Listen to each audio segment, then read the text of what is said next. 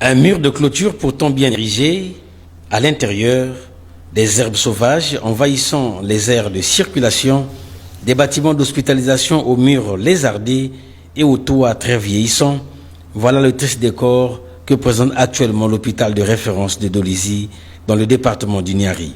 Dans ce centre hospitalier, il y a bien lieu de dire que la circulaire du gouvernement de la République portant salubrité des lieux publics tous les premiers samedis des mois n'est pas respectée. Aucune initiative prise par l'administration de cet hôpital, pourtant beaucoup sollicité par les populations de Dolisie et environ. Pendant que nous réalisons ce reportage, nous avons été surpris par une pluie battante ayant laissé les mares d'eau dans la cour de l'hôpital.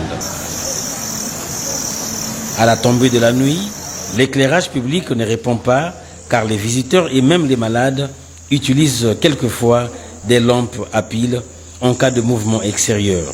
Quelques Dolisiens interrogés reconnaissent le travail abattu par les corps infirmiers et médicaux tout en condamnant l'avancée de cette insalubrité. L'hôpital est malade parce que les conditions dont les malades vivent, ce n'est pas d'une. Parce que nous sommes entourés d'herbes et puis il y a le problème dans les salles, même les dehors, l'extérieur, il n'y a pas de lumière, il y a d'autres salles qui sont vraiment dans les noirs, c'est vraiment déplorable. Les jardins là étaient bien entretenus, les repousse partout, les jardins n'est pas coiffés. On se demande qu'est-ce qui se passe. Les poubelles, les gens sont partout, tout est abandonné. On ne comprend pas qu'est-ce qui se passe. Les fils de Dolisie qui sont nés, nombreux. Nous sommes déjà des pères d'enfants qui ont donné des enfants ici, donc vraiment nombreux. C'est un hôpital qui a sauvé déjà beaucoup de vies.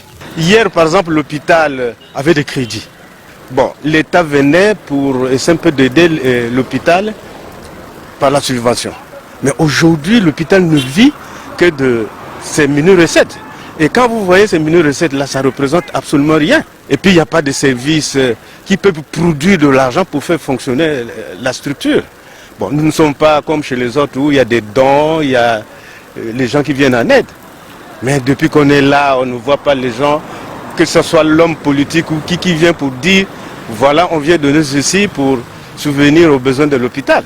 La députée suppléante de Dolisie 2, en pleine descente, n'a pas gardé muette sa langue. Il nous faut regarder comment inscrire une ligne budgétaire dans le budget 2024 pour que l'on arrive à la rénovation justement de l'hôpital de référence. C'est un hôpital de référence qui ne mérite pas de sombrer dans l'état où nous trouvons actuellement ces infrastructures. Donc c'est un combat, nous allons. Quand on a adopté la ligne budgétaire, il reste quoi?